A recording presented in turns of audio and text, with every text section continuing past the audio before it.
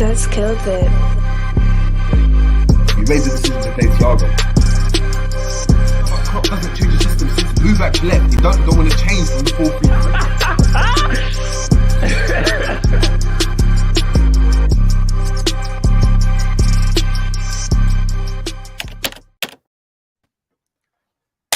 4-3-3. Back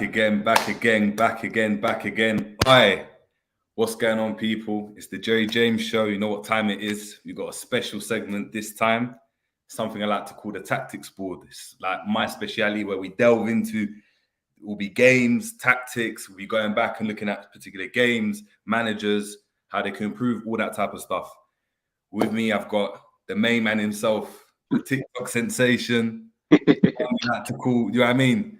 Mr. Speaker's Mind. It's G from Keeping It Like G from Klopp Zone. How you doing, man?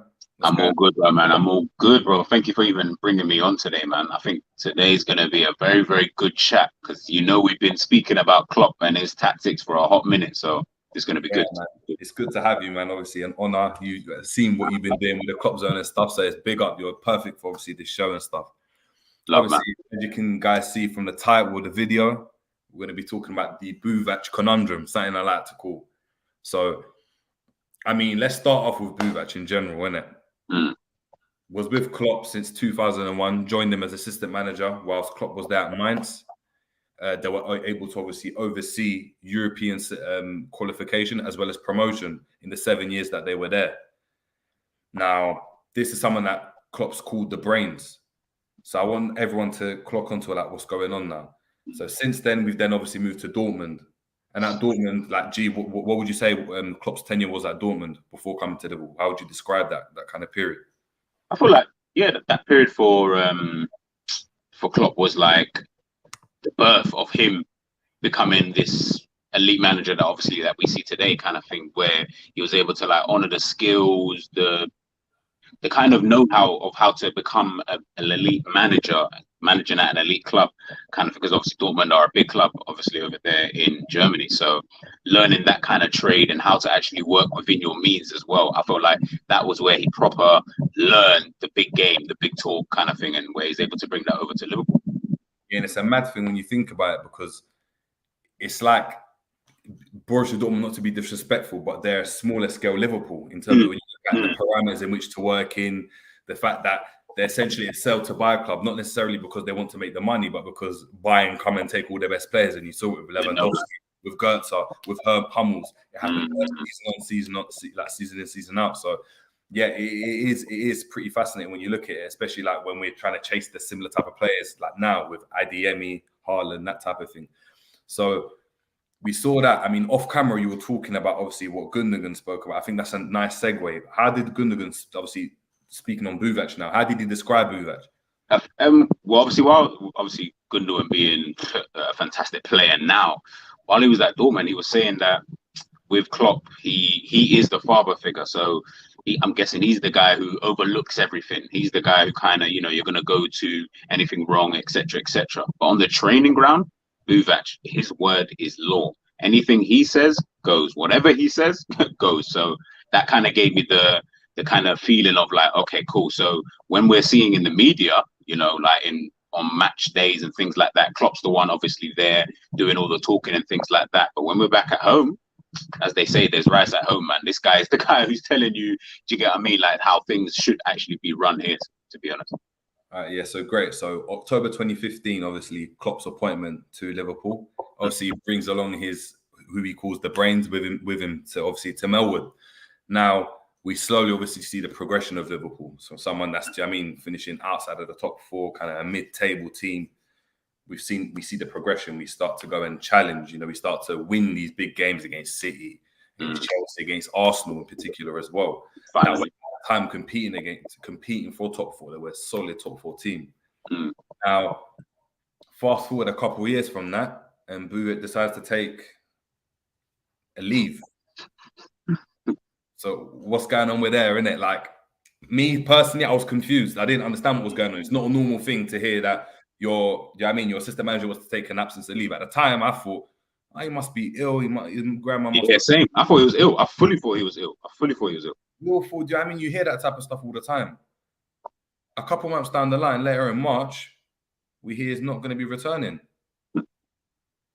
And I'm like, what's going on here? Kind of a catch-22, thinking to yourself, what's going on?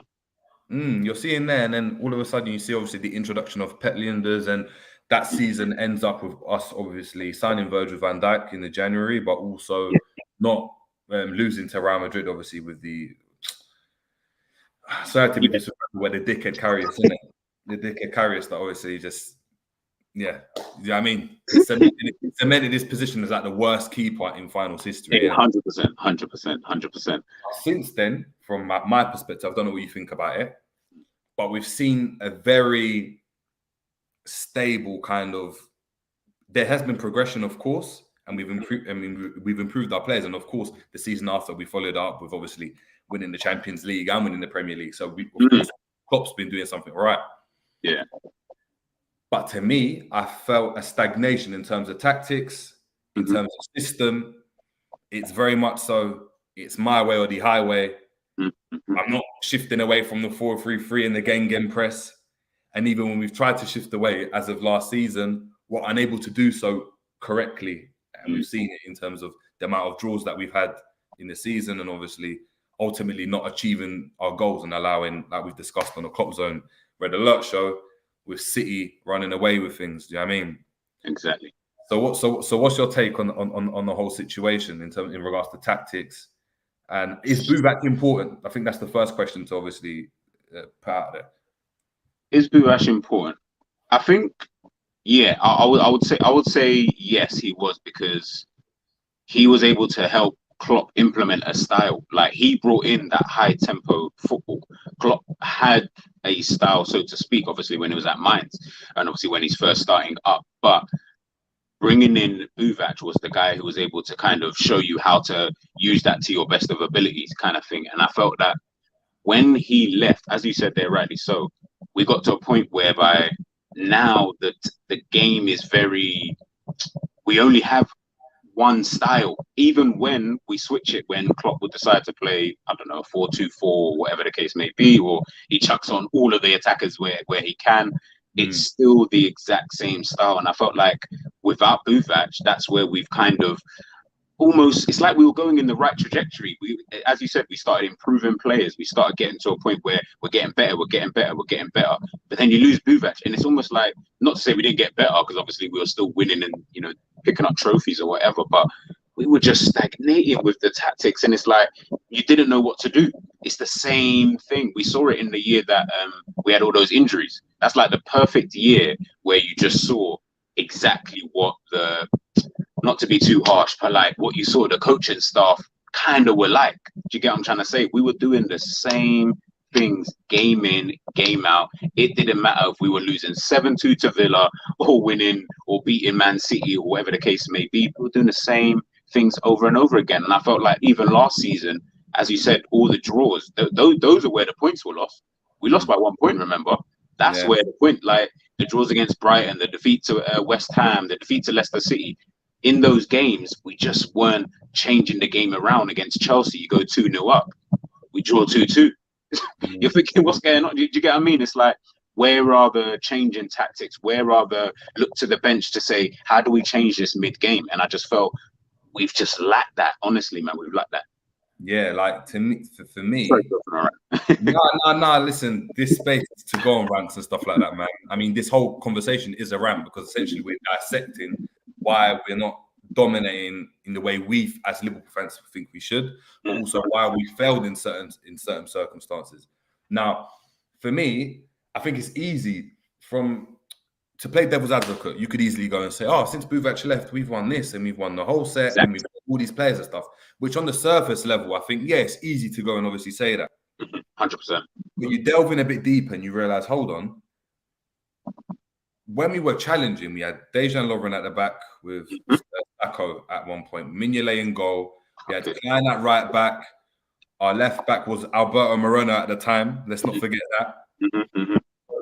When you think about it, the spine of the team improved.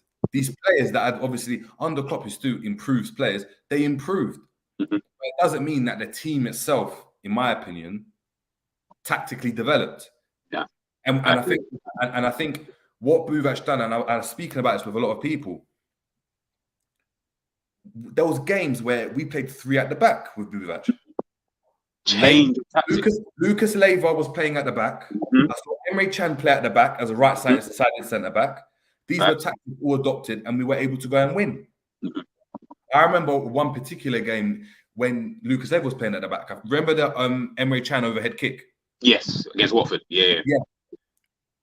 That was. Do you know what I mean? Purely that was a tactical ingenuity, because we never played balls from that type of position, especially Lucas Leiva, who stepped into the field. And I feel like I'm worried that Liverpool will struggle to go and win decisive games.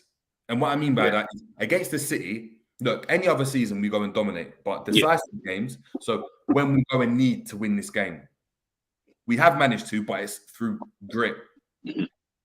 It's never, we won that game because we just outsmarted the manager, outsmarted the opponent. Ancelotti did that. Ancelotti did that to us in the recent Champions League final. And the fact that, and I know it's moving on, but Ancelotti to come out and obviously say to us, it was easy to go and thank you. You knew what they're going to do. They play the same way, and we knew how to cope with it. 100%. And to me, that's a madness. That's unacceptable for a manager of Klopp's level, for a club of our level, going into these big games. What's your take on that part of it? Bro, like you hit the nail on the head. Like, from when another manager in a cup final is talking about you in the media and saying that we were easy to play against, that tells you everything that you need to know.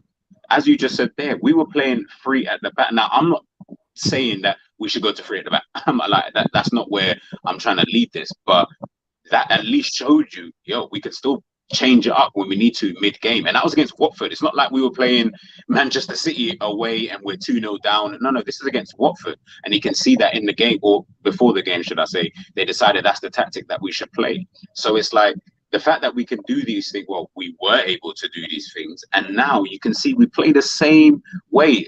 Listen, there's going to be people who are going to watch this and they're going to say, "Now you're talking out your ass," because in certain games, Klopp's got us, higher up the pitch, the further the foot. No, what Klopp's done now is he's just half cheated.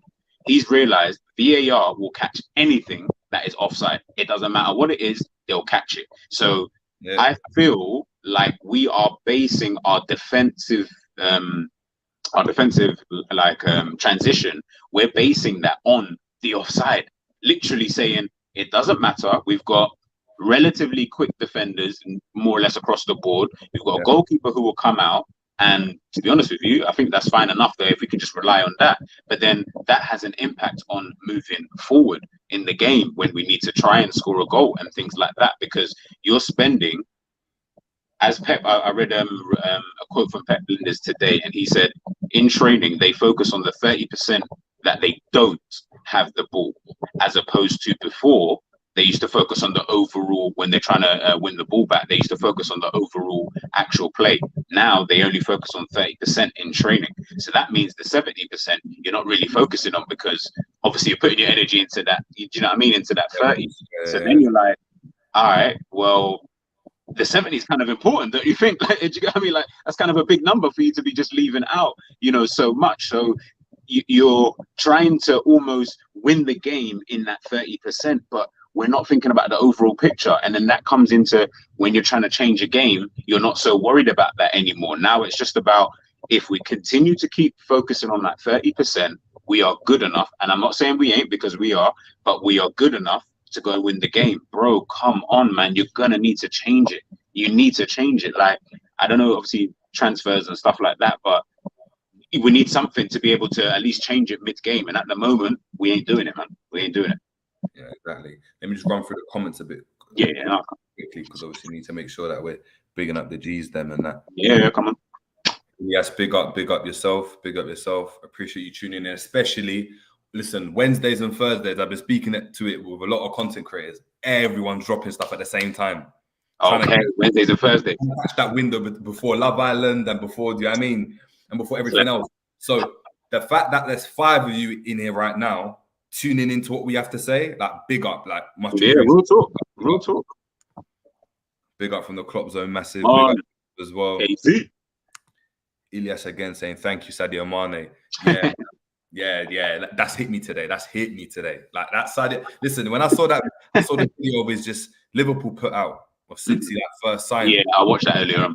I was watching it. I was like, You know what it is? Because it just you know what it is, especially someone like Mane, he's a likable character. Do you get what I mean? So of course, man, like if he's gonna leave, like it's gonna touch, especially the way he kind of left. We didn't really get to see him. It was just boom, bam, bim, transfer done. He's off. We didn't get to really say goodbye, kind of thing. So yeah, because it was something because we played so many games. Yeah, the Champions League final to get to. It's that period between, like, do you know what I mean, between the transfer and the end of the season, we would have been speaking about Mane 100%, but because 100%, we had everything, obviously, is to do that.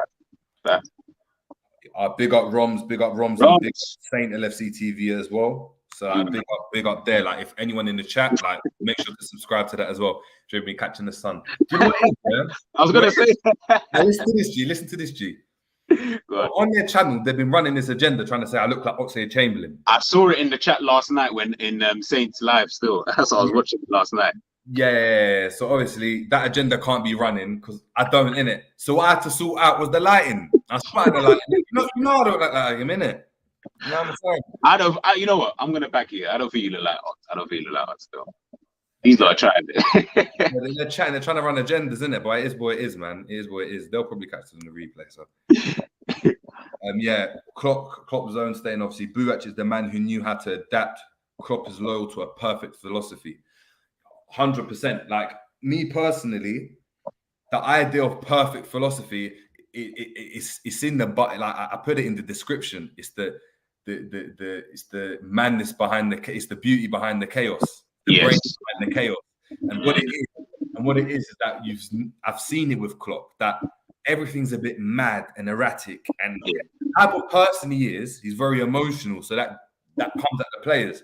Yeah. And the final for me, I keep reverting to it, but it was the biggest kind of, I don't know, it was the biggest open realization to me, because I saw one manager that was really emotional, that screams at the fans and that wants to run on the pitch and all of that type of thing. And you have one other manager that whether a goal conceded, scored, his demeanor just doesn't change.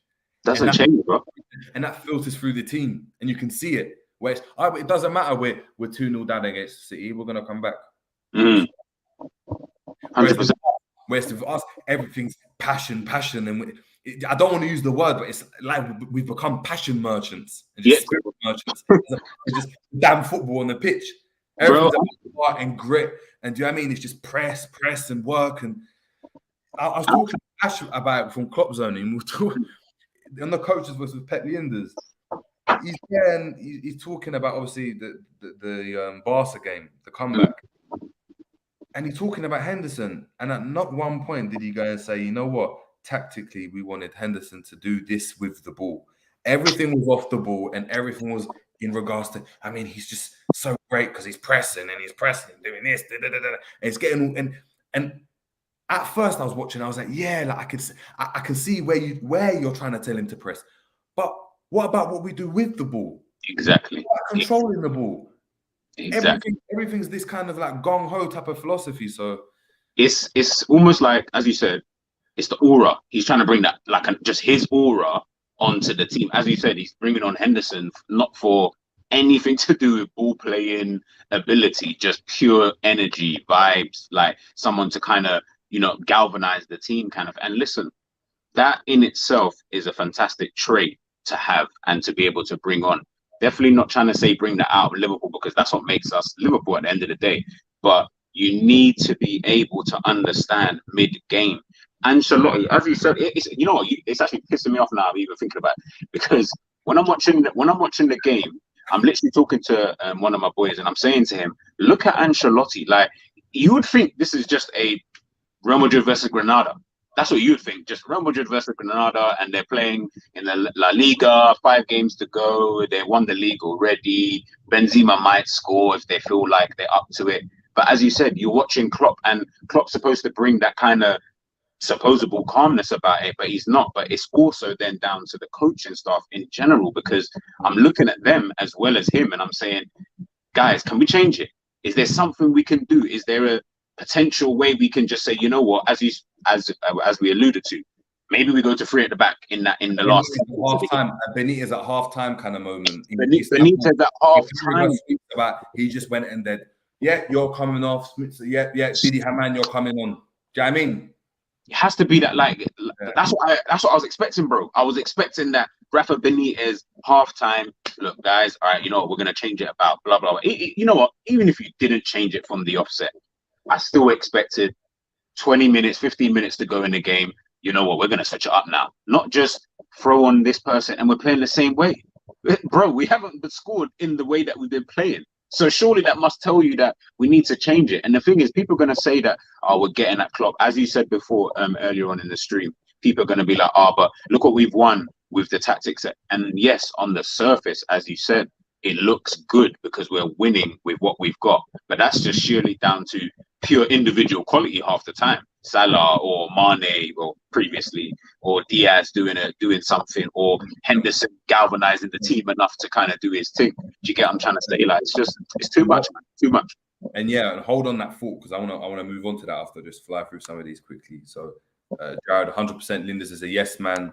So yeah, speaking about Buvac was the man that pushed Klopp to change. Linders, no disrespect to him, is more of a yes man and doesn't question Klopp. Yeah, I just think he's mini me, innit? Like even the way he speaks, even the way he talks now, he's just like, it's Klopp. He wants to be Klopp, that's why.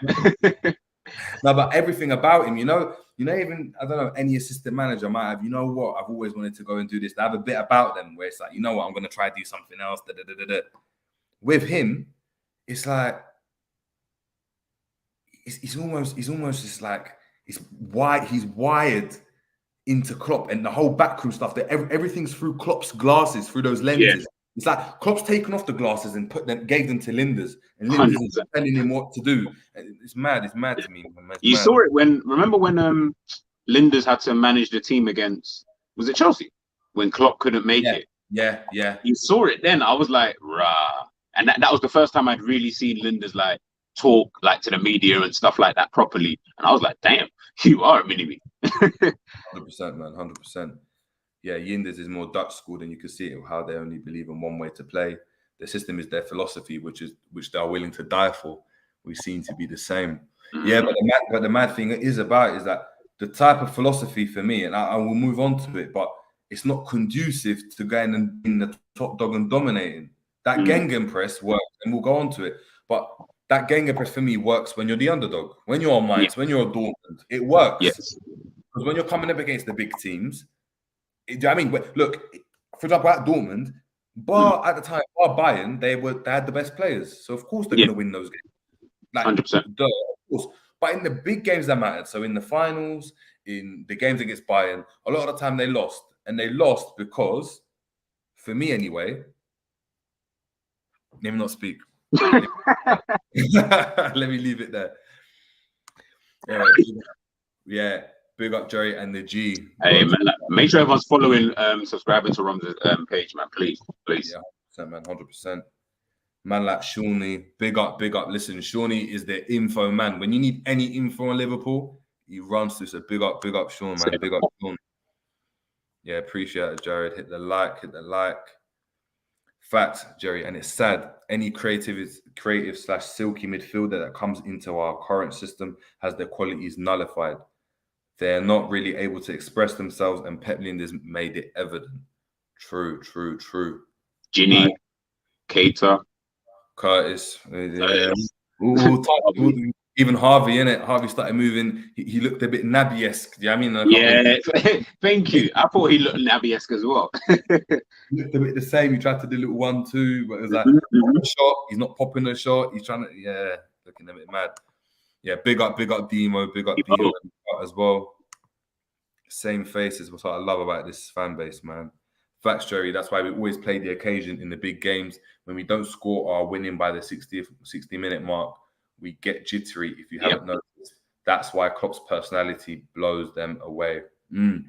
Yeah, I agree. That's facts. Boo Rider, big up the Reds, big up Boo Rider, man, big up Boo Rider. Especially recently as well, like in the last 2 seasons, when we get to that 60th minute, you almost know that we're not going to score.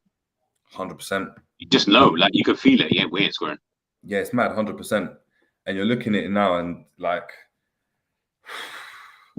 let's touch on this topic. So I'm gonna drop it to you. Nunes coming in. Mhm. Yeah, he's a kind of more, not necessarily, he's not fully like that, but he's more towards an old school, old fashioned number 9. He's got presence about him. He can run in behind. He can, pin his centre back. You can hold up the ball in that scenario. You can, get into the box, get your headers, get your goals from the centre of the pitch. Now we had another D9, another 27 in our squad. Yeah, left this season, gone for pastures new, and obviously Divock Origi and gone to Milan. Now, when Klopp came in, and I quote, the statement was from Klopp, and this is whilst Buvac was at the helm as well. Okay, I'm here. We're gonna have fun with this player. We are gonna have fun with Divock Origi. Fast forward 6 years, and he hasn't had game time. Hasn't been able to play 5 games on the spin once. Like, how is Klopp going to fit a Nunes type of striker into a team? Because my thought process is maybe he was excited about Origi because Buvac was there. Yeah. Being able to understand how to play with someone like an Origi, 100%. Yeah, with the number 9. You look at Dortmund, Lewandowski, Aubameyang. All quite physically imposing strikers.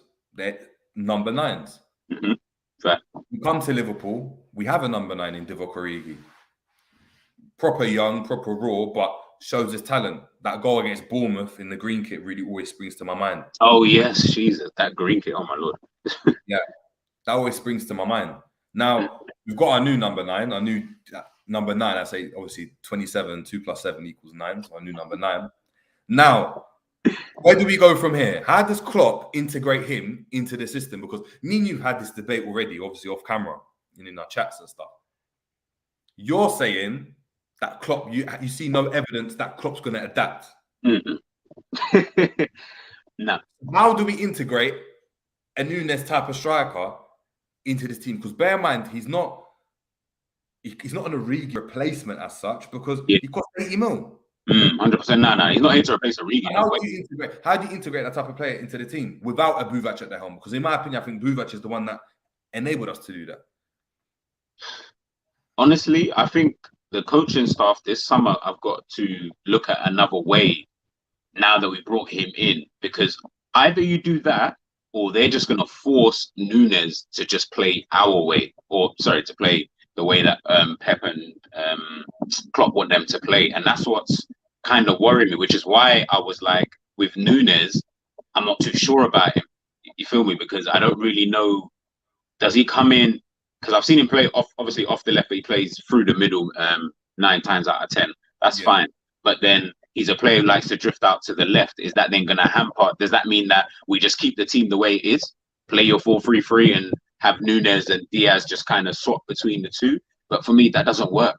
That doesn't work. Do you get what I'm trying to say? That? And that's why I'm scared that Klopp won't change his tactics. Do you realistically think Klopp's going to say, he might do it? If he does, I would love it. But do you think he would even go as far as doing a 4-2-3-1 with an attacking midfielder behind Nunes?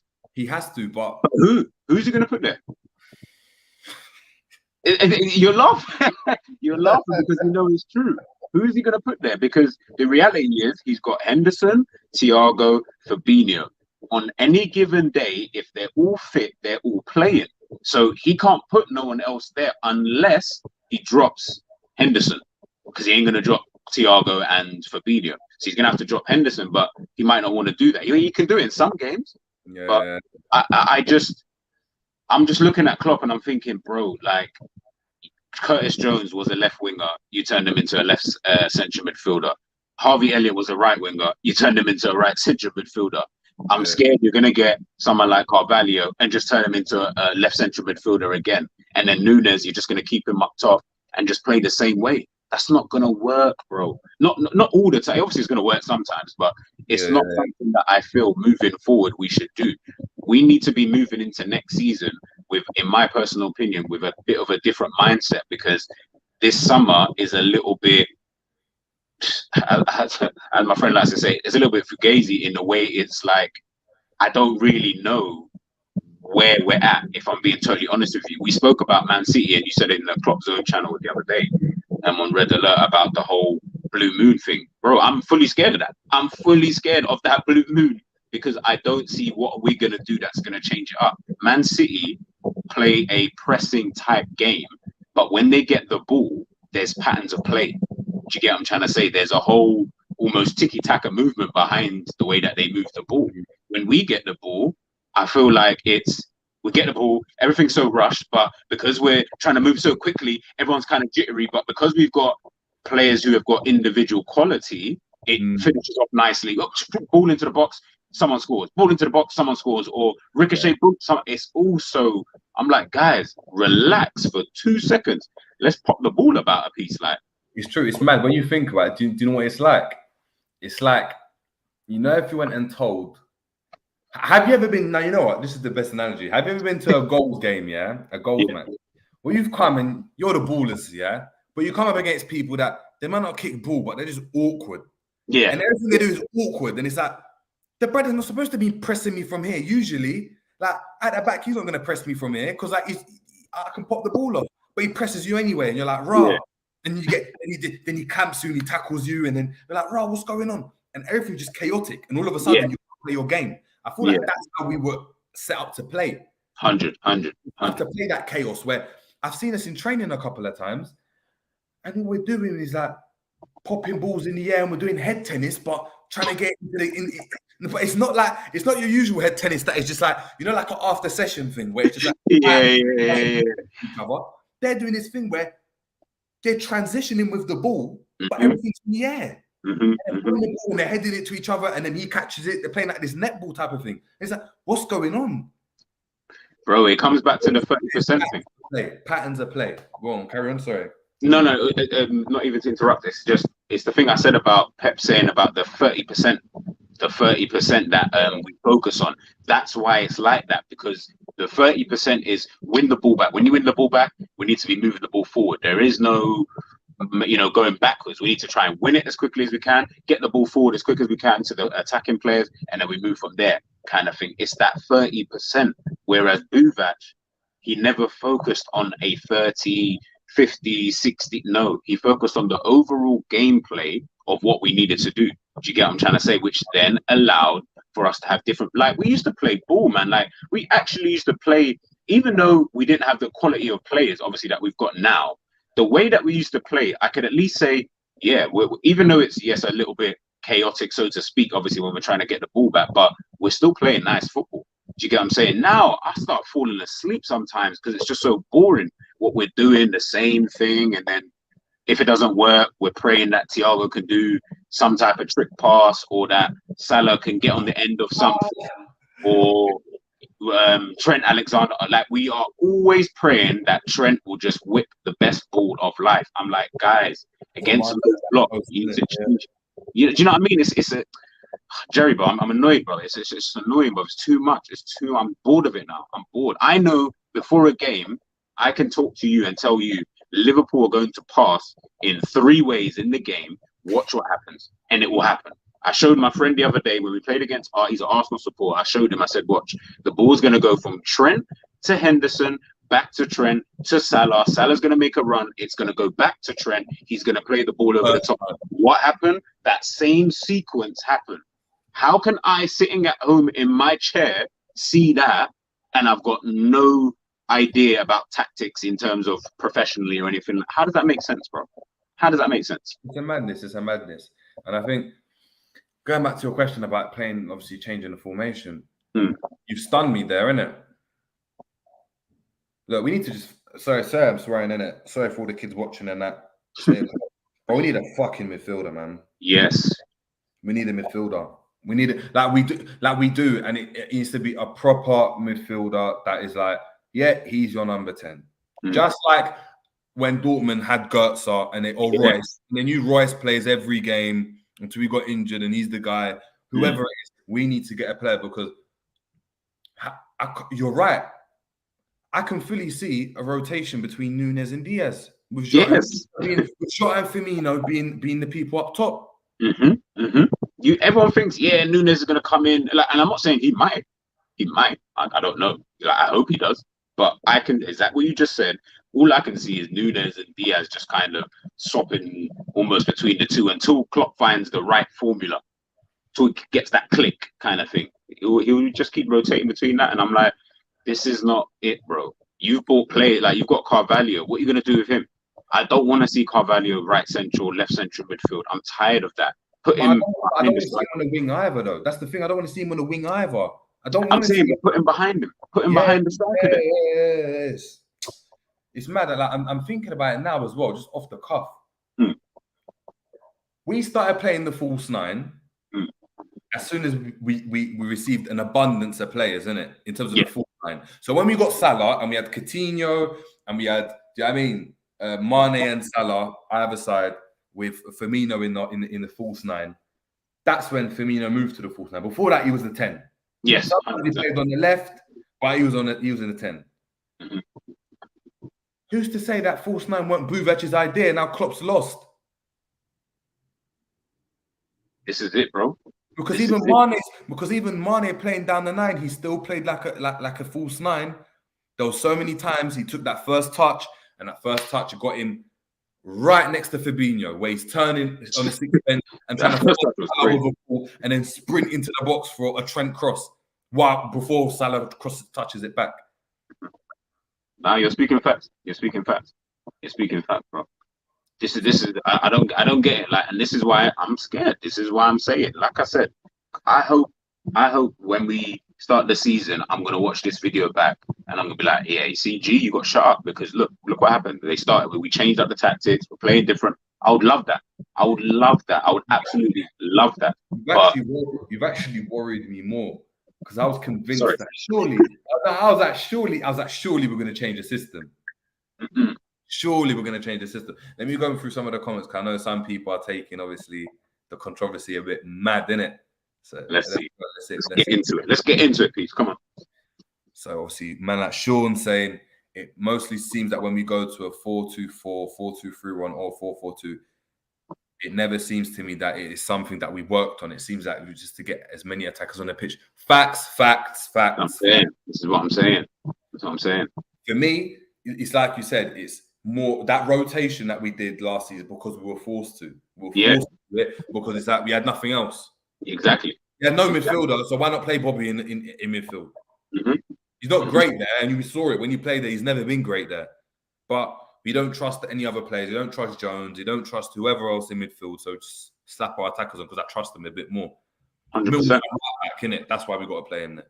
100%, bro. Yeah, man. Good point, guys. How does Nunes differ from Origi? Oh, you can take this one.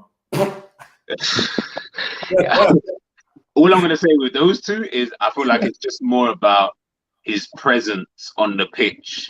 Origi, as tall and as big as he actually was, he never really was imposing like that. I felt like he was someone who was just kind of there, if that makes sense. Like, he wasn't really imposing in a game. You just kind of felt like he didn't really challenge. But do you know what it is? Don't you think that's developed? When you think about Darwin, we got Origi at 17. He only came to us at 18 because remember it was after the World Cup. After the World Cup, you're right. He was 17. He came to us at 18. He never got a run to be able to go and do that. Nah, that's true. Nunes, when you look at Nunes, it's actually a fair point. Nunes has had time to go and develop. Every team he's played at, he's became the number one. Yeah. At Almeida, he became the number one. Benfica then went and shattered their own record to go and get him. He became the number one at Benfica. We've now broken our record to go and get Nunes. In that time, he's learned to go, you know what, I've got to assert myself. He's got more armory to himself. With Origi, it's like, you know when you're 17, like, I've never seen exactly 17, 18. I've never seen a 17, 18, 19-year-old striker impose himself on a game like that. You can't against big men like that. It's true. It's true. Sometimes they play out wide. We've seen it with Rashford. He probably wants to play down the centre, but he plays out wide. You do this, you do that, all that stuff. Until you become yourself, then it's like, cool. You're playing down the centre now. Like, it's true. You made for it. with Greenwood. Remember, that's what they were trying to do. Yeah, put him out wide. Like, yeah, we're going to try play you centre now because obviously you understand the game a bit more. Obviously, it's a different type of striker. With Origi, he was doing that. Then he's gone on loan to Wolfsburg. Oh, yes, I remember that. It was a poor loan because he didn't play. And then he's on the bench and he's just coming on for sporadic games. So it's actually, to be fair, Buvac, you got a point for me. I'm not going to lie to you. I don't know how they differ. And that's what goes back to my question is, we've had a number 9, but they didn't play him. But now we get one. Are you going to play him? You know, the situation isn't like we've been playing Origi, but he's been poor. And it's like, oh, we need to upgrade, you know? Like when we had Lovren, it's like, no, Lovren's dead. We need to upgrade. Yeah. It's not like, oh, we're playing with this type of centre back, but we want this type of centre back. Like, do you know what I mean? It's confusing to me. It is. Now, it's a good point, to be fair, because yeah, you kind of stumped me. I can't even lie, because I'm sitting there trying to think as you was talking. I was trying to run through every attribute that Origi has and every attribute that Nunes has, just off the top of my head, and think, to be honest, they're kind of similar players anyway. To be fair, so what is the difference between the two? I don't know. Really. I don't know. It's crazy, man. Jared, Klopp doesn't like to be the favourite. He hates the pressure. If you haven't noticed, that feeling has been transmitted and taken a hold of by the players now. They don't believe it. Yeah, 100%. I feel like Liverpool, us as a club, the reason why we're perfect for Klopp as well is because we love the underdog status. Yeah, we've been accustomed to it. Istanbul, the greatest games. Do you know what I mean? All the comebacks, we love it. We love a comeback. We love a underdogs, a Rocky film. We're basically we are the personification of the Rocky films. 100%. The underdog that manages to win, that beats the City, that beats the Ivan Drago. Do you know what I mean? That's what we are. So for me, anyway. And when you go and see it, it's true. Anytime we've been the top dog, and it's like, yeah, come on, you guys do the thing. What happens? But when we're coming up against the team that are better, that's supposed to be better than us, we don't mind that. Klopp always likes to spin the narrative. Klopp, I don't think Klopp would like. And look, I'm not trying to shade Klopp. I know people in the comments will probably be like, "Yeah, these guys are Klopp haters." Not at all. No, never. But I'm saying that I think obviously everyone's open to should be open to criticism. Yeah, I feel like yeah, man, and I feel like with Klopp, it's like that's what he thrives on. I think that's been his building block. You compare it to Pep. Pep's been winning from day. As a player, he's been winning. He was a good player. As a manager, he came in, was winning straight away. He went to he's never been a loser as a manager. Fact. Klopp has been a different type of manager. I don't mean it like he's been a loser, but he's been the underdog. He got Mainz to promotion, and then Mainz weren't supposed to get European qualification. They managed to do it. Then he came into Dortmund, and he's not supposed to beat Bayern Munich, but he does that one season. It's like they're not supposed to get to the Champions League final, but they do it. And then Liverpool aren't supposed to go and pip City to the title. But it's true. Yeah. He's never been. All right, now we're the top dogs. Now we're dominating, like a Mourinho would. Yeah. It's funny. Mourinho plays on that. I'm the chosen one or the special one. Klopp calls himself the normal one for a reason. He wants to step away from it. But do you know what I mean? You know he's a great manager, but I feel like to a certain extent you have to believe that you're the top dog. Just like Ronaldo believes he's the top dog. Yeah, fact. You know what I mean? He gets to where you are. So. You stumped me again because as you started speaking, I was just running through when you said Mainz. Yeah, obviously Mainz are Mainz, like they're a small team. Dortmund, again, the same thing, like they're battling against Bayern Munich, so you already know they're going to be the underdogs. And then you've got coming to Liverpool, we're battling against Manchester City, so he's coming in on that kind of, if we don't win, I'll give you guys a good time regardless kind of vibe. Yeah, man, 100%. Let's go through.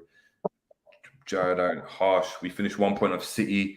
Context, bro. It's not all that doom and gloom, but FSG certainly has us panicked by the way they are moving in the transfer window. Yeah. That's something I wanted to even mention, was because I know a lot of people, like, obviously we talk in the group and we share news all the time when we're seeing like things and stuff like that. And I know people are always saying, "Oh, guys, don't panic," and this, that, and the window just opened, and that is 100% true. The window has just opened, but what you got to understand is we are tired of being second. Like, I'm tired now. Like, I've come to the end of that cycle of feeling grateful for Klopp and FSG and all of the. I'm tired now. We've got to that point now where it needs to be, okay, we're going to actually go into the season and believe that we are in a title race. Throughout the whole of last season, Klopp was trying to convince everybody that we're not even in a title race. He was just on like, nah, Manchester City, we're 6 points away, or we're 8 points, or whatever it was. And then even when we kept getting closer to points, he was like, yeah, but we're not really, there's so many things that. And I'm like, okay, look, I get what you're doing because you're trying to lessen the pressure on the players, and I totally respect that and I understand that. But I need my Sir Alex Ferguson. He will tell you, yeah, we're in a title race. We're in a race. Do something about it. We're in a race. We're going for the title, and we want to win it. Yes, there might be a team who's better than us. Obviously, Arsenal back in the day for them. There might be a team who's ahead of us, but we're still going in for this. There isn't even that, and I'm just like, bro, like, you're an elite manager, like, you're a top class manager.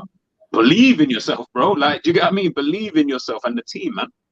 Yeah, look at that, man. You're getting clipped up, going viral, being facts. 100%, we need to evolve, man. Like Shawnee saying, people think that we're going to a 4-2-3-1. I don't see it myself. So, like, just echoing what you're saying, innit? We're 2 games away from clocking football. Why would he move away from that? That last line right there. Why? Yeah, it's true. It's like my boy said to me yesterday when we were talking about FSG, and he said to me, look at it from FSG's perspective. Yeah, the team that they own is competing in the Premier League more or less year in, year out. We're winning trophies. We've won every trophy, give or take, under them that we've competed for. We're making money. We're able to not spend a lot of money and still have a sick team. We're able to sell players, most of them, for a profit. Why the hell would they change up what they're doing? From a business point of view, bro, FSG are good.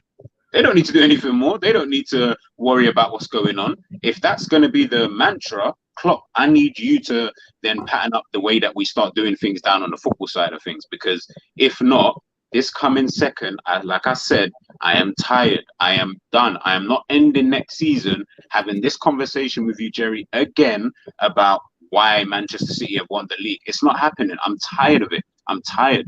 Totally tired. Question: if they win the league, what happens? Isn't it? What do we do? Say that again. If they win the league, what do we? If they win the league, what do we do? Where do we go? Where do we go, bro? Where do you change it? I'm not even gonna say if we don't win the league, what we should do. I'm gonna just leave that in the space somewhere because I don't even want to.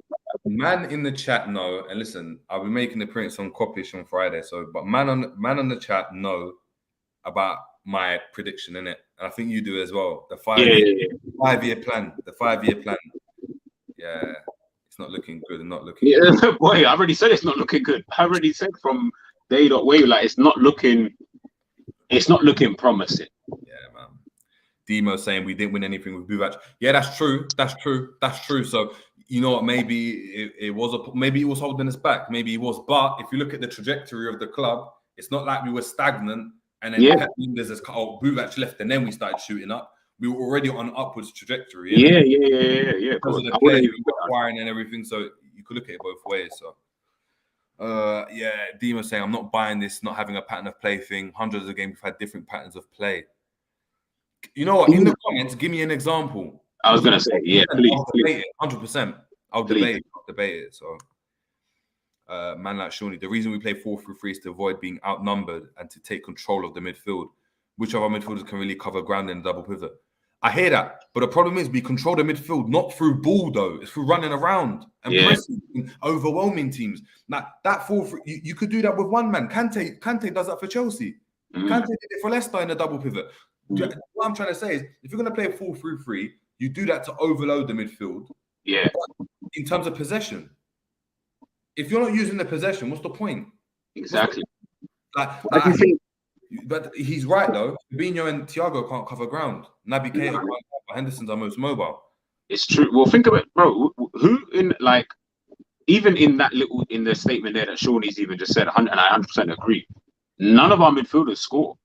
So that then tells you what the role of our midfielders are. Our midfielders do not score. They're not here to score goals. Is that not a concern to anybody? Like, does nobody look at that and think that's a bit weird that a team that has Thiago, Keita, Ginny before, obviously getting in Carvat, like none of these guys can score goals. That's a bit. I know, obviously, in terms of the role that the midfielders are supposed to do, but surely midfielders are allowed to score as well. Like, I don't get that at all. You know, I've got a question just off that. I've got a question for you and the chat. Because this is the type of show we are. We just bounce off ideas and stuff. So we'll go on all them things there. Now, Klopp never played with a false nine at Dortmund or Mainz. So the argument that he's got one style of play and he doesn't change, he changed to a false nine and has just stuck with it. He had 10s at Dortmund. The Goetzer, Royce. Kagawa. Forgot about him. Oh my God. Kagawa. You had Kagawa with Błaszczykowski on the right, who's their pacey merchant. Where did this false nine thing, like, when did it become law at Liverpool? I personally think what's happened is he's seen Bobby. He's looked at Bobby and realized out of Bobby, Mane, Salah, out of the three of them, Bobby's the one who is more willing to sacrifice himself within the attack, which allows for Mane and Salah to come in and do, kind of do their thing. So he's been able to say, you know what, Bobby, you're basically going to come in and confuse everybody. That's effectively what he's doing. He's coming in to confuse because he's not up front, but he's not attacking midfield. He is a false nine. So you're just in that half space kind of thing. He'll drop in sometimes. He'll move out to wide. He'll move out to the right. He might drop. He might be the furthest forward in some passages of play, but he's just more there to confuse so that Mane and Salah have the space to run into. Yeah, I'm sorry, Ron, but I'm sorry. Be quiet from now. No, it's the truth, man. Sometimes it's got to be spoken about because, do you know what I mean, you can look at things that, like, do you know what I mean, look at things that say they're all rosy and stuff. But you start beneath the surface, and you got to make. Do you know what I mean? There's some conversations to be had, 100%. Yeah. Look. No, Demo. What I'm even saying is I'm not even and this is why I know sometimes I talk rough, so maybe even came out just too harsh. I don't want to say I'm a Klopp hate. I love Klopp. I think Klopp is an elite manager. I think he's good, obviously, at what he does, but you can tell within his arm and within his arsenal, he doesn't have the tactical awareness to be able to really affect and change games. He relies on individual quality 9 times out of 10. He's not someone who's going to be able to chop and change it. He's got his way, and that way works 7, 8 times out of 10. We can all sit here and agree, yep, his tactics, clearly they work because we've won the Premier League, Champions League, and all these other trophies. But you need to be able to change it because, as we saw last season, everyone keeps talking about, I think Demo even said it, that we were 1 game off, or someone said it about we're 1 game off of clocking football. Guess what? We didn't. We won 2 trophies. We didn't win 4. It doesn't matter if we were 1 game off. We didn't do it. So it doesn't matter about the if, buts, ands, or maybes. Maybe if Klopp focused on the if, buts, ands, or maybes a bit more, we would have clocked football. Facts. You see that right there? That's when you get the explosion. The fire in the I get that, but history doesn't see context. Exactly echoing what you're saying. He's 6 win with 4 in 5 PLs. We have 1, and just 1 more would have made it competitive with City record-wise. And history is just going to look at the records. That's the thing, man. We didn't win anything with Buvac because we didn't have quality in all areas, but the philosophy was there and was his. Yeah, exactly. Shawnee, what will most likely happen is that we'll line up with a 4-3-3 with Elliott/Fabio Cavalli being a hybrid between an 8 and a 10. Elliott started the season and came straight back in for a bit when he was fit. Can I ask you a question? Can I ask you a question? No, go on. When Harvey Elliott started last season, and honest opinion, like either way, when he started last season, what did you think of him before he got the injury? What did you think? A breath of fresh air. Okay, cool. It was something different. I felt like the unknown. It made teams think about what's going on here. Usually you had Henderson on that side. Now you got someone a bit more creative, a bit more technically gifted. People saw what he done in the academy, so the threat of him shooting from distance was there. Yeah, got a couple of times hit the bar, so it was good. His opportunity came and he took it. Yeah. If Henderson wasn't injured and you didn't have the Euros and Thiago was, fully fit and firing and stuff, and he might have not played. Do you know what I mean? If Keita was back, if Ox was fit, all of that type of thing. So we don't know, but it didn't last long, did it? Yeah. What I mean by that is, I hear the injury happen and stuff, but when he came back, it's not like he came back and Klopp was like, "Yeah, you're playing there." Yeah. With what we've seen, when he's injured, he comes straight back in. With Virgil, we saw it. He got injured, he came straight back in. And I understand he's young, but for me, it's not about age. If you're good enough, you're ready. You know what I mean? Yeah. So look at Trent. look at Trent. If you're good enough, you're ready. And of course, opportunity meets preparation. So Trent wouldn't have been there if Klein didn't get injured and all that type of thing. And it's hard to play in midfield 100%. But it didn't last long. And it's not like he... So I don't know, man. No. Even just the even thing I was saying, like, even remember when he came back against Inter Milan? I think he played at the San Siro where we played them. He was a bit lost. He was a bit lost there when he come back in. Yeah, he did look out of sorts. Man. Big up Marquez as well, man. Big up Marquez in the cup. Klopp does like pressing forwards. Think Nunes is a better presser than Origi. Yeah. I'll say that much. Yeah, you know what? He worked harder 100% on the eye anyway. Yeah. Numbers, but 100%. But right, a below average Madrid win the UCL against apparently our best ever team. Best teams win by any means. This team falls short and have a tag of a nearly, man. Harsh but true, in my opinion. Yeah, definitely, man. I'm loving the harsh truths, man. I'm loving the fact that we're getting both sides as well, man, because it's making it true. Word G, I'm tired, Ovi voice. Yeah, don't worry. Love Island coming soon, man. Yeah, it's coming soon, man. We've got half an hour left. Half an hour left. So, but, Demo again with Buvac's style is extremely difficult to sustain in the EPL. I'm glad Klopp opted to this more pragmatic approach. It might not be the most popular style amongst fans, but it's getting results. I hate it. I mean, it's getting results in terms of games, but is it getting results in terms of titles? I'll throw that back at you, Demo. Demo, I know you're tired, brother. I know you're tired as well, man. We're sitting in the same place. I know you're tired. Let us know, man. Demo. Wagwan for Taki. I know you're a Taki fan. Wagwan for Taki. No, I'm talking to Demo. Because Demo knows. I know Demo's a Taki man. I'm an Minamino fan. And look, he didn't even get to play in his best position. Exactly. He's behind the striker. He's a behind striker type of player, and he's forced that on the wing. He's told to play a false nine. He's just forced square pegs in round holes again. And you know what? Thank you for bringing him up now. Now, are you not worried that we're not going to change the tactics? I didn't even remember Minamino was an attacking midfielder until you just said it there. Are you now not worried? Do you see us doing that, bro? Honestly, we bought an attacking midfielder and we played him left wing and up front. Like, what was the point of buying him if you're just going to play him in another position? That's such a waste of a time. Doesn't make any sense. We've actually wasted a couple of years of his career, man. 100%.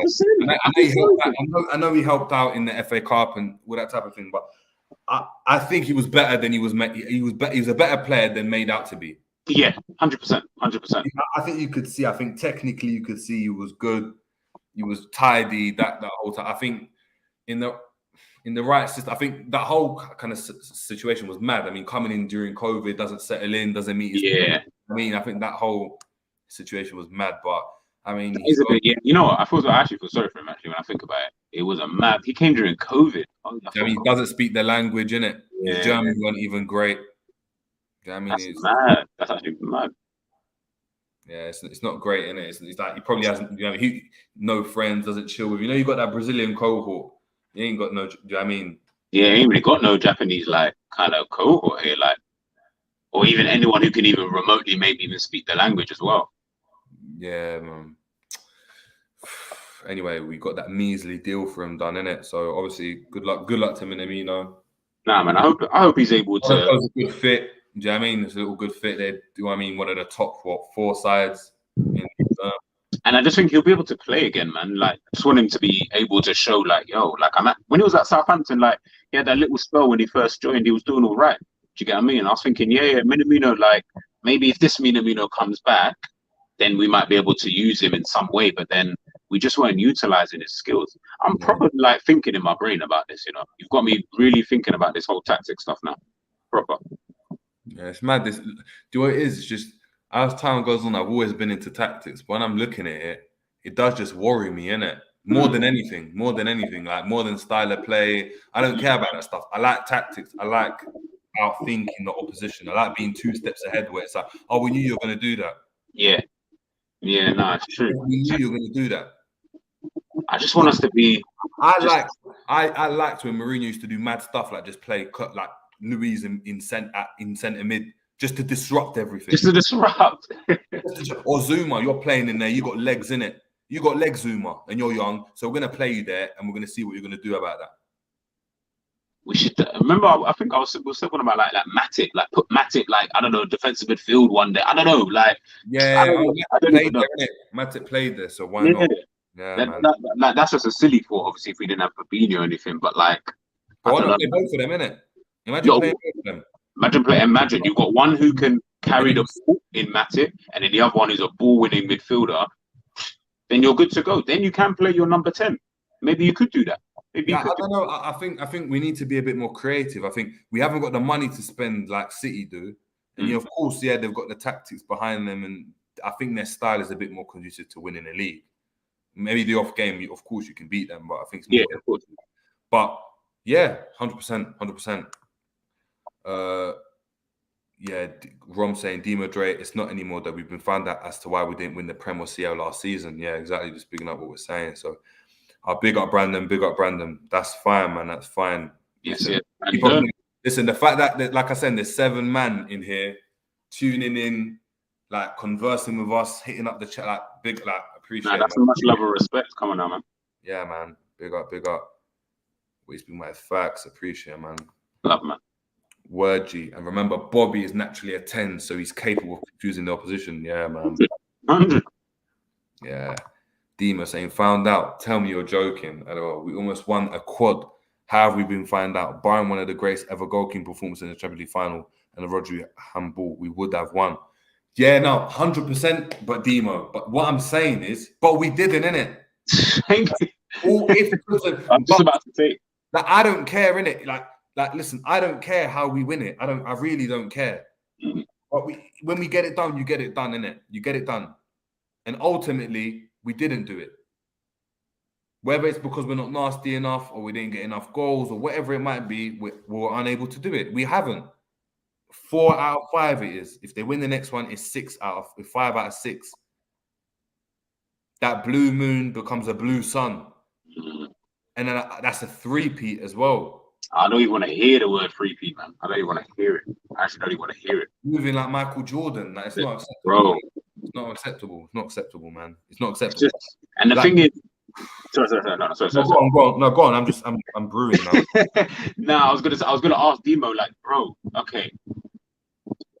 You're saying that, okay, like, obviously, we're not going overboard. We're not saying that Liverpool are shit or anything. Excuse my language. We're not saying that Liverpool are rubbish or anything like that. But we didn't win. So what is there to even be, like, ecstatic about? You say, yes, goalkeeper performance, and we're saying Rodri handball. Why do we keep talking about the if, buts, ands, or maybes? Those kind of things only happen because you weren't good enough to inevitably get over the line. That is all that is.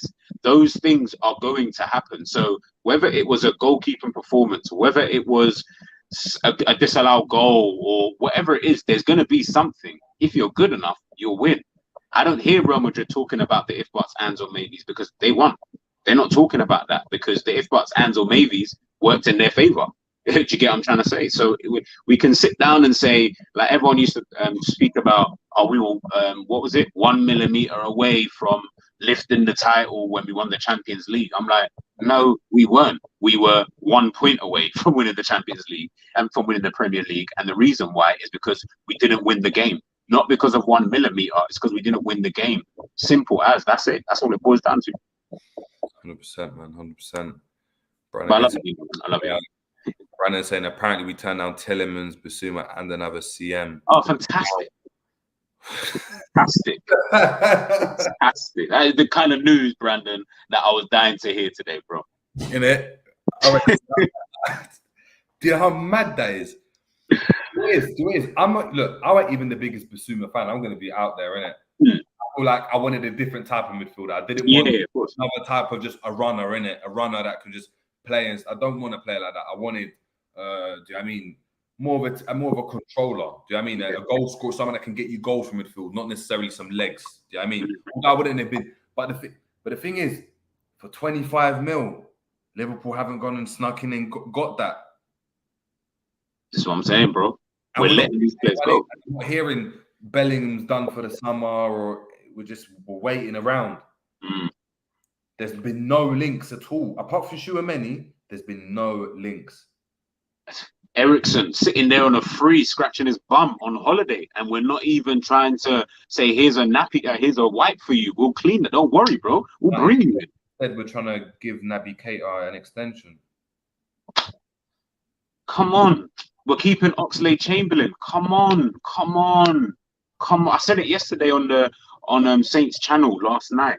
I said we're trying to move Liverpool 2.0, but we've extended Milner. Look, I'll take Milner out of it actually, because his deal was kind of, I guess, more about something else. So we're looking to extend Naby's contract. We're also trying to keep Oxlade-Chamberlain.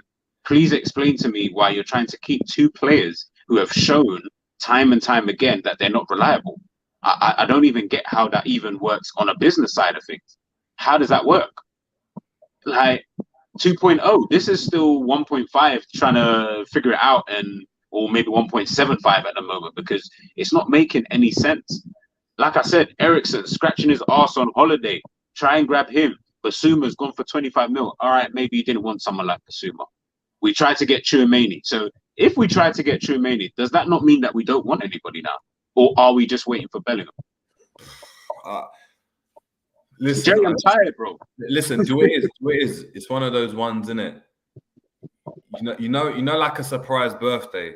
When no one says happy birthday to you and you're getting mad and you're moving around, no one's wished you anything, you're getting pissed off, you haven't received any wishes, and then you turn up at the venue that your missus told you to turn up at, and it's surprise. And then unless Liverpool pull off a surprise for us like that, this is going to be a frustrating window, because when you look at it, we ain't really done anything. No. We haven't done anything. Nope. Haven't done anything. It's not like we added a Nunes to the Mane thing. Do you know what I mean? Mane went out. So do you know what I mean? We're level. Honestly, I'll be real. I think we're a year older, and we've gotten rid of one of the best players in the world. I don't see that as anything other than we've just gotten weaker in our team squad as an over. At face value, you got to take it like that. You have to take it like that. Like, remember, we don't know what Nunes. I'm not trying to discredit Nunes. He might come out and be a baller, absolute baller. But if he's not, and it takes some time to get accustomed to it, what happens next? Yeah, man. Demo Dre. Yeah, Demo Dre. Don't do the Rodri handball thing. City are just the better team. We had decisions that went our way that possibly shouldn't have. Exactly, man. It swings and roundabouts. You get that in every season, man. Klopp, Brandon saying Klopp has it too stoosh at times.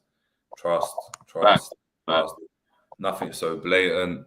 Now the Rodri handball thing is a mad thing, isn't it? It is. That's more a refereeing decision. That's more a footballing error. That look at in terms of football and the refereeing standard in the Prem. But in regards to like us, like it's not like it happened against us in our game, innit? Yeah, if we had won our games, we win the league, innit? Ultimately. We beat Tottenham, we win the league. Do you know what I mean?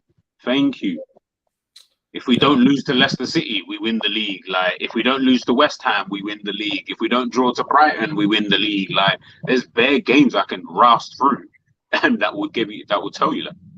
Yeah, the point is, There's no way after a season like that, people saying we have been found out. That's crazy. Look, like, I don't know, for me,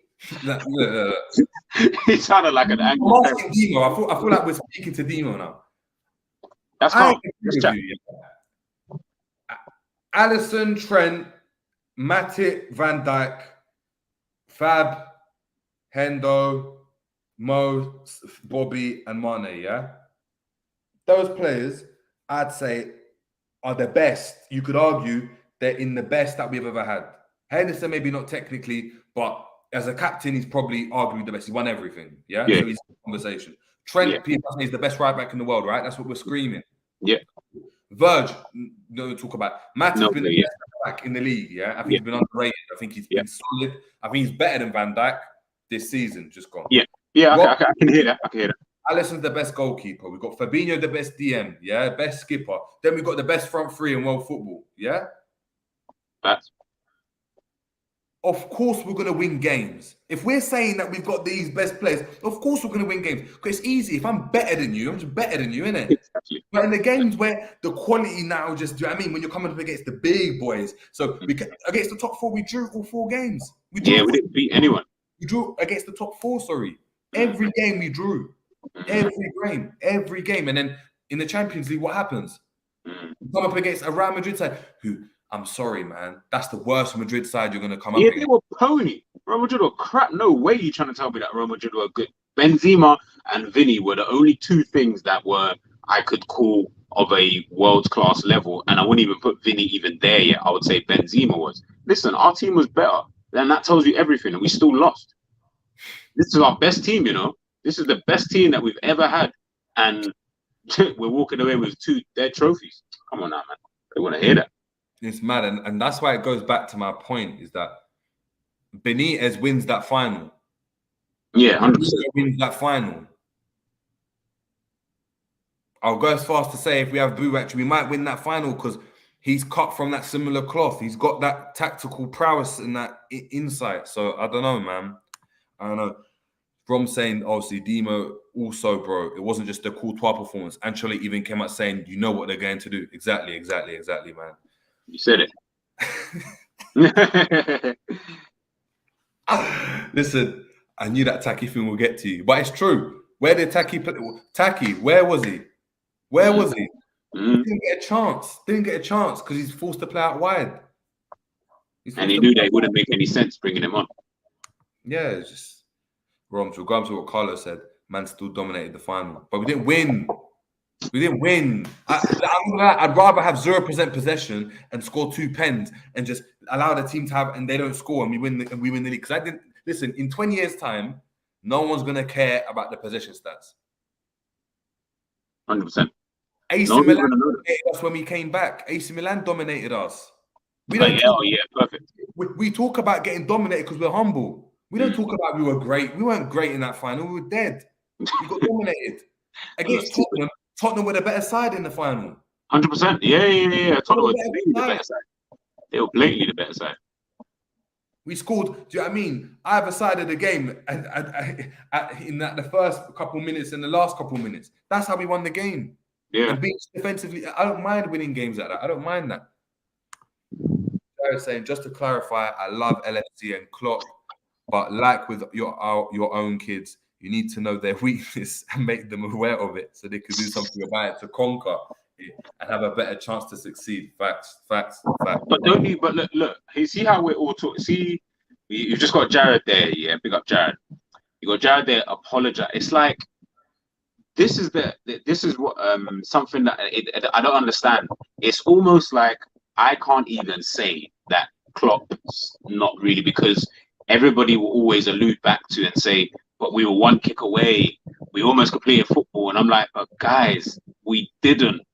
So it doesn't even matter what you think we did last season. All that happened last season is Liverpool won 2 trophies. That is it.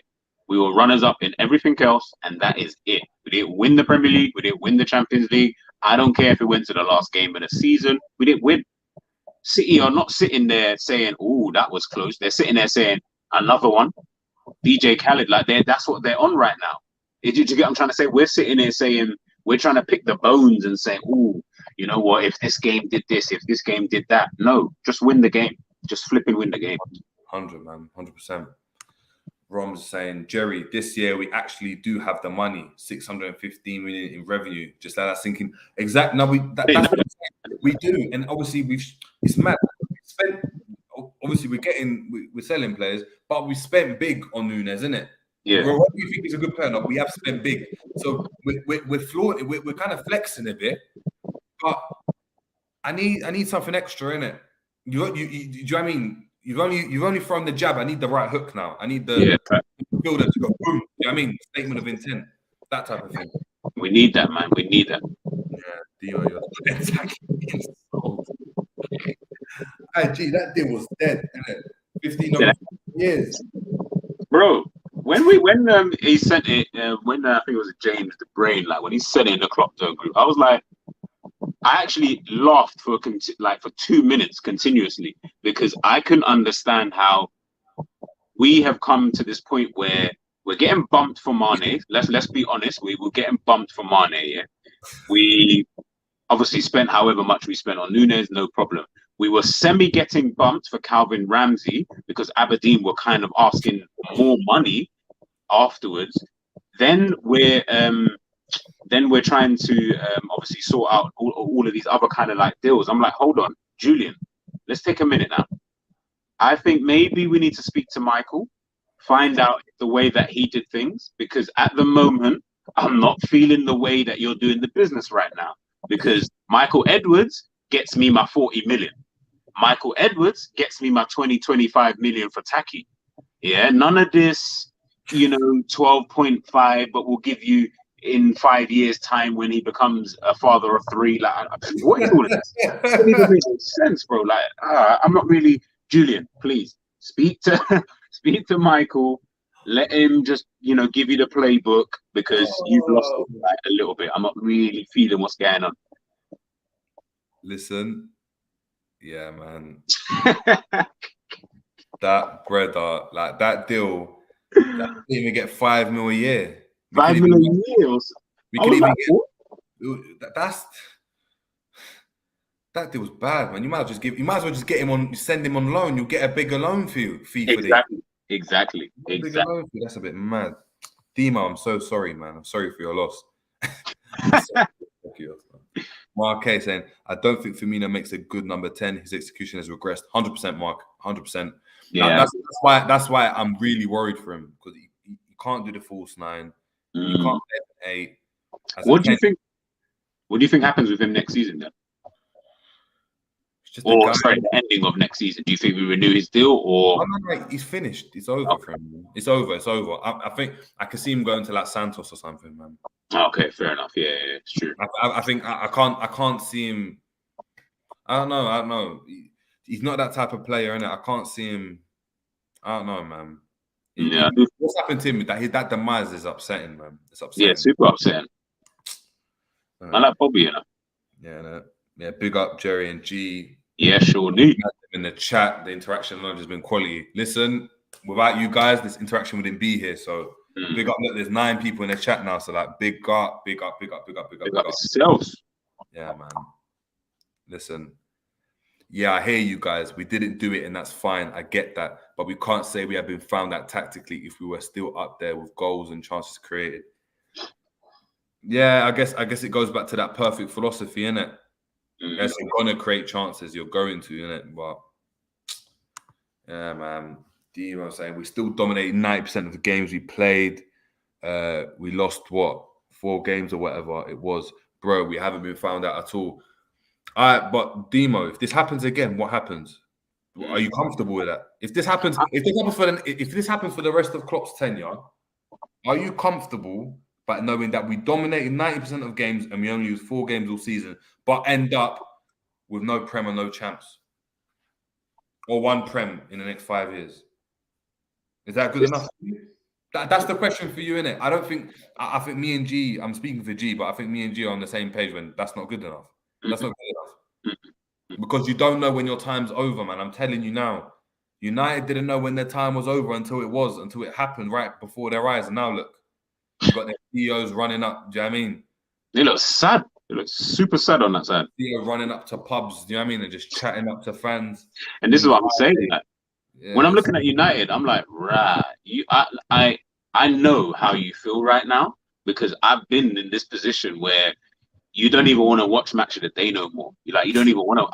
I remember the years where you don't even want to turn on TV. What, to find out that Liverpool have lost against Middlesbrough 3-1? Nah, I'm alright, man. I'm good.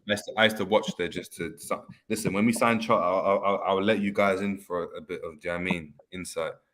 When we had Charlie Adam, when I was younger, I used to just watch and just be like, how many long passes successful passes would he play, man? And I thought we had a G.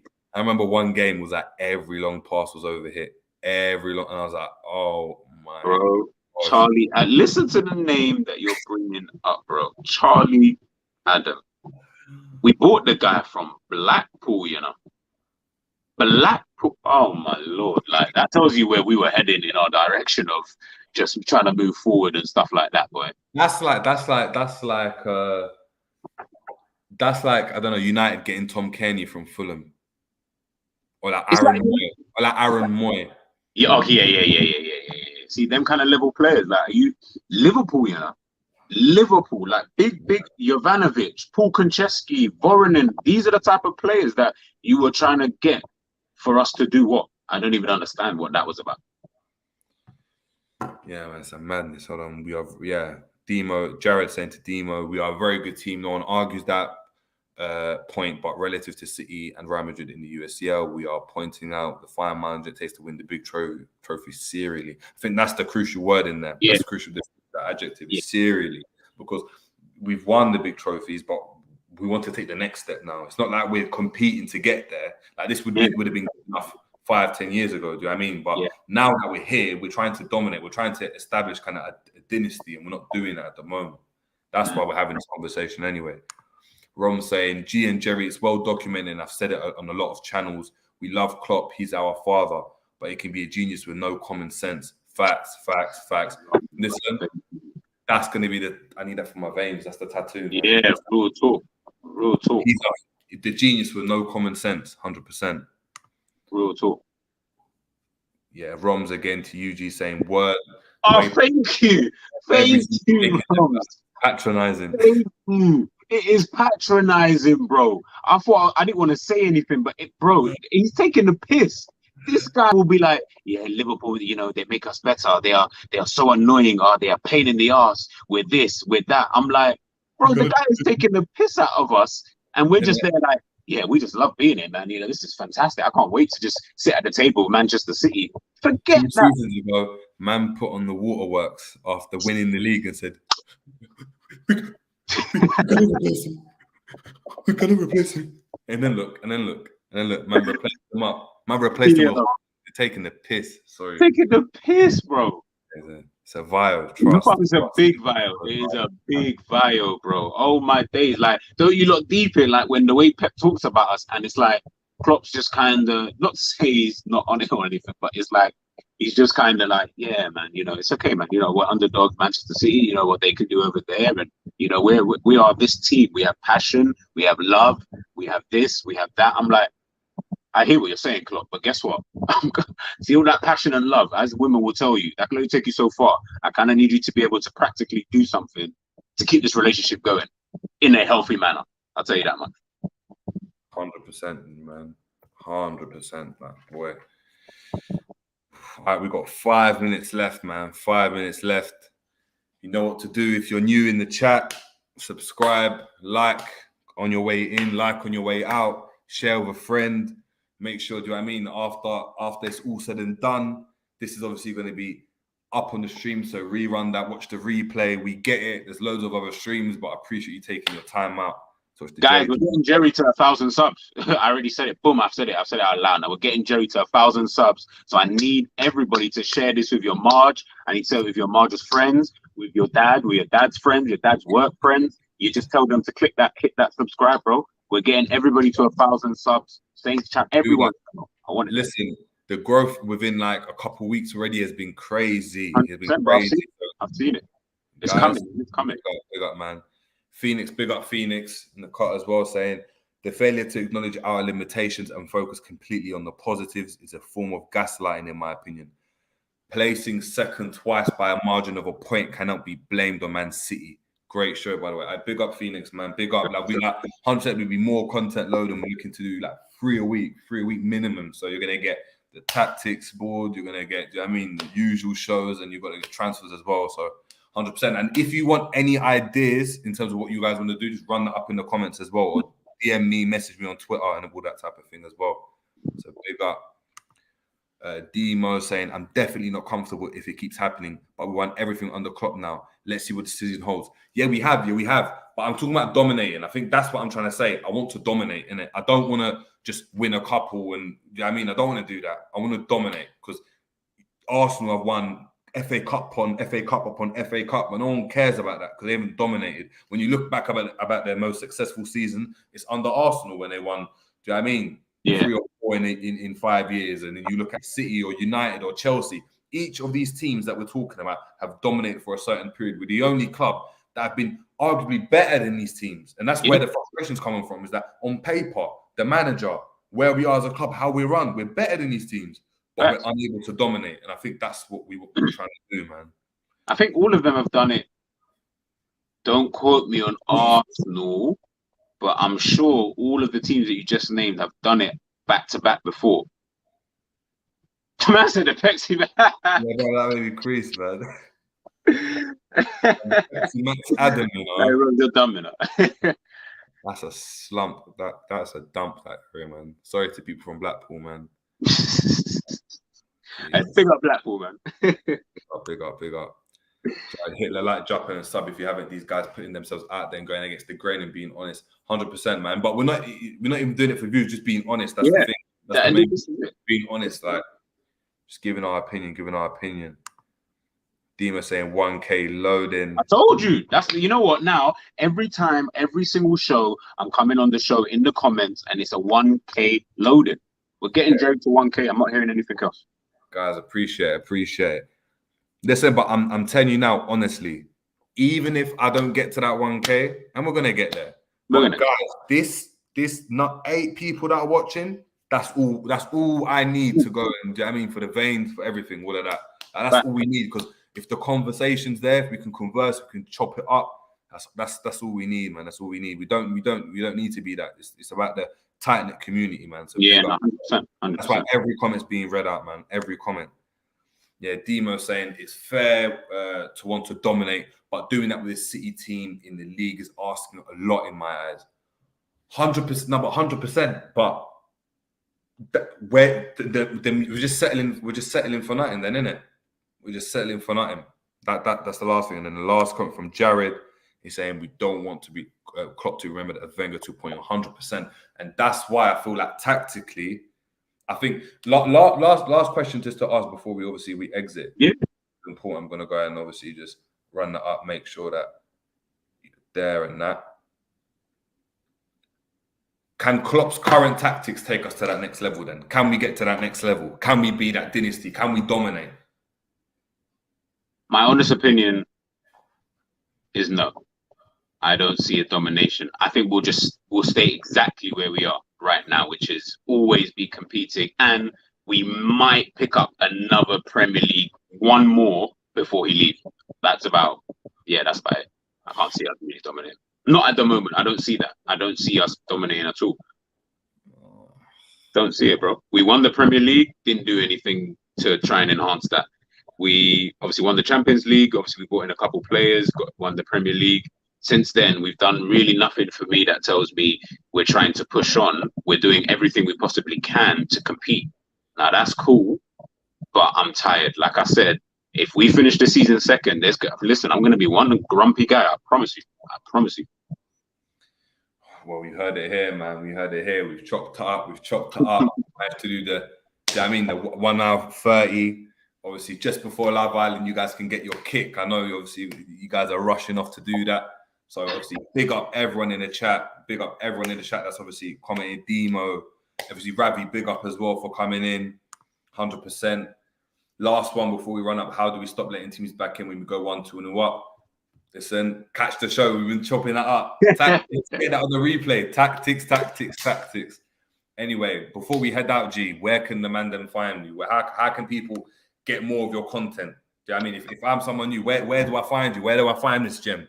Everyone, Instagram, TikTok, Twitter, it's all the same. G, keeping it G. Yeah, find me on all of that, man.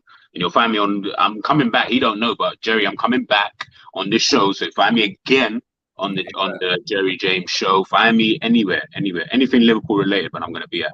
Yeah, 100%, man. So big up everyone. If you're new to the channel, obviously subscribe, like on your way in, on your way out. If you're catching this on the replay, make sure you share it. Tell a friend to tell a friend. Big up. This has obviously been the Jerry James show. It's been the tactics board. You know what I'm saying? Anyway, big up. Peace out, man. We're out. Big up, G, man, as well. Peace. Boom. I catch you, man.